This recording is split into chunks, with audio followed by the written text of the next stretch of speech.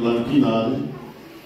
Și lucrul acesta s-a făcut posibil și prin fratele nostru romic, că Domnul să-l binecuvinteze, care a fost la noi la București și mi-a lucrat la un grătar din acesta, din Cărămidă, și vorbind cu dumnealui despre biserica de aici, din loc, am ales cu cale să vorbesc cu dânsul și să vă facem o vizită în această dimineață. Dar mai important decât vizita noastră în această dimineață este vizita Domnului.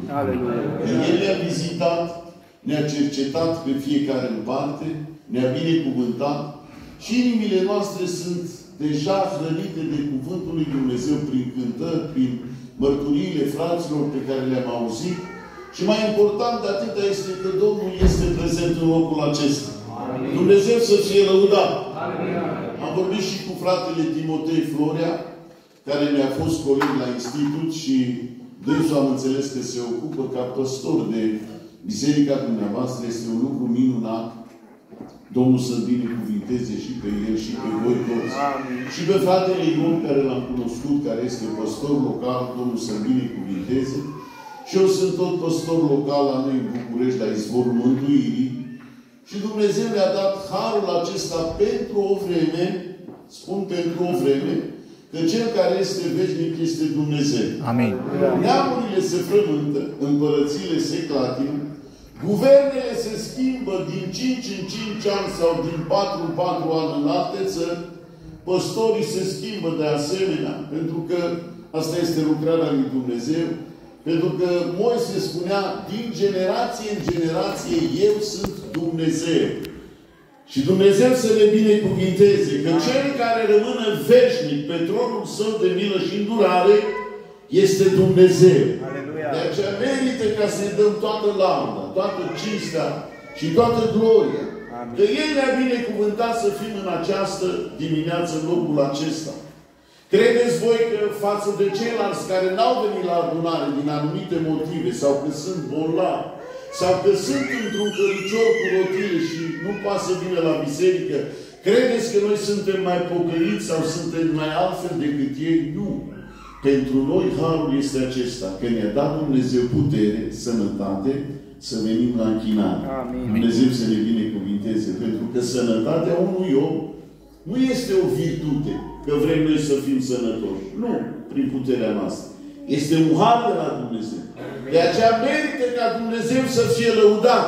Amin. Merită ca Dumnezeu să fie glorificat. Amin. Am ascultat mărturiile fraților noștri și fratele Cristi, de asemenea, este ginerele meu. Facem parte din aceeași familie și fetița de care spunea este nepoată. Și am simțit mâna Domnului la lucru. Aleluia. Dumnezeu să fie lăudat. Fratele Dacian, când era în spital, eram în biserică la timpul de rugăciune și am primit un mesaj pe telefon și chiar așa este cum a spus el. Rugați-vă pentru fratele Dacian că doctorii i-au mai dat doar o oră de trăit. Am ridicat biserica la rugăciune, ne-am rugat și Domnul a întâlnit. Aleluia! Binecuvântat să fie numele Domnului. După aceea, când am vorbit cu fratele Dacian, i-am spus lucrul acesta. Dacian, să știi că Dumnezeu va avea de lucru cu tine.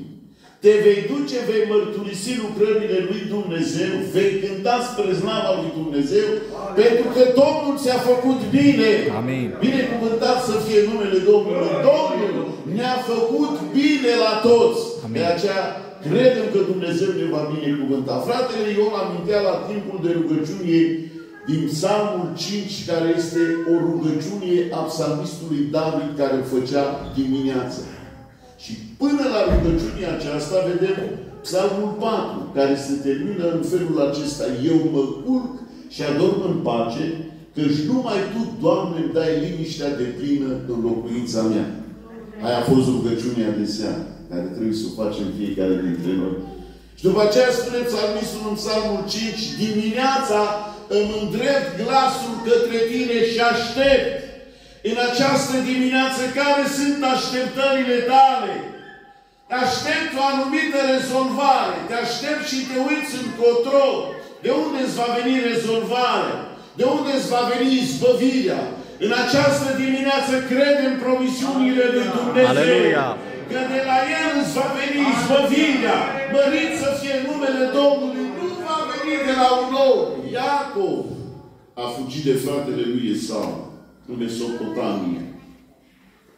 Și știți ce a făcut? A obosit. A găsit o piatră, a pus capul pe piatra aceea și a văzut o vedenie. A văzut scara cerurilor, o scară care se ridica până la cer. Îngerii se suiau și se coborau pe scara aceea. Și omul acesta a rămas surprins. Dar știți ce a spus? Doamne, Tu ai fost prezent în locul acesta și eu n-am știut. Dacă ai venit în această dimineață, în locul acesta, ai această certitudine că Domnul este prezent în locul acesta. Și nu cumva să spui, am venit la adunare și n-am simțit nimic. Deschideți inima în această dimineață și simte prezența lui Dumnezeu. Conectează-te cu Domnul, conectează-te cu cerul. Pentru că îngerii se suie și se coboară să vină la problema ta, la problema mea, ca să fie rezolvată. În această dimineață nu știu cu ce te confrunți, nu știu ce problemă ai în familie, dar să știi că problema ta arzătoare o știe Domnul Iisus Hristos. Aleluia! Binecuvântată să fie jertfa Lui, indiferent de natura problemei, indiferent de ce cauze ai în familia ta, este unul singur care le poate să dea rezolvare. Binecuvântată să fie jertfa Lui. La un moment dat era un fruntaș al sinagogii, pe nume de Iair, care înseamnă Dumnezeu răspândește lumina. Aceasta înseamnă numele Iair. Și nu mai avea nicio alternativă. Fruntaș al sinagogii, fetița lui trăgea să moară și a auzit că trece Iisus.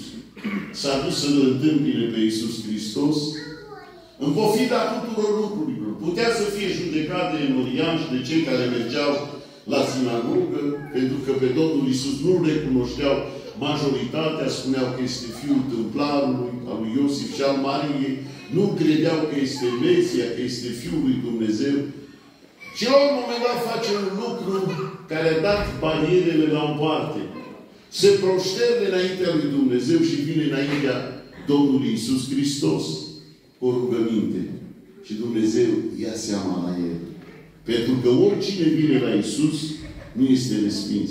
Dacă ai venit în această dimineață la Iisus, să știi că problema ta, cauza ta, nu este respinsă, este rezolvată. Binecuvântat să fie numele Domnului. Și tot în același timp se apropie de Domnul o femeie cu scurgere de sânge. 12 ani. Își cheltuise toată averea. Dar știți cum a venit femeia aceea? A venit cu credință la Domnul Iisus. Așa că în această dimineață, oricine ai fi, crede în Domnul Iisus Hristos. Și atinge-te de poala hainei Lui. Prin credință atinge-te de Domnul. Cum s-a atins femeia aceea și pe loc izvorul sângelui a secat și a plecat tămăduită din locul acela. Și atunci Domnul Iisus Hristos a spus, cine s-a atins de mine? Și ucenicii spuneau, mai întreb, cine s-a atins de tine când mulțimea te îmbulzește? Pentru că oriunde era Domnul, venea și mult noroc. Oriunde este Domnul, se adună credincioși. Amin. Pentru că oamenii umblă după Dumnezeu. În această dimineață ați venit să vă întâlniți cu Domnul în adunare. Și alegerea voastră este una importantă. Că nu ați venit să vă întâlniți cu frații de la București, cu frații care sunt în conducere. Ați venit aici cu un scop bine determinat. Ați venit să vă întâlniți cu Iisus Hristos. Și v-ați întâlnit. Nu clădirea aceasta, construcția aceasta, care este frumoasă, îi conferă dreptul acesta că aici este prezența lui Dumnezeu. Nu. Prezența lui Dumnezeu suntem noi, credincioși. Biserica lui Dumnezeu este alcătuită din pietrele vii. Capul bisericii este Iisus. Hristos Domnul. Nu este un om și noi suntem mădunare unii altora. De aceea credem mai mult de atâta că Domnul este prezent în locul acesta. Dacă ai venit în locul acesta, ai venit cu Hristos în inima ta. Și unde jarul este mai mult, prezența lui Dumnezeu se manifestă într-un mod deosebit. Binecuvântat să fie Domnul. Dacă stai izolat, departe de Domnul,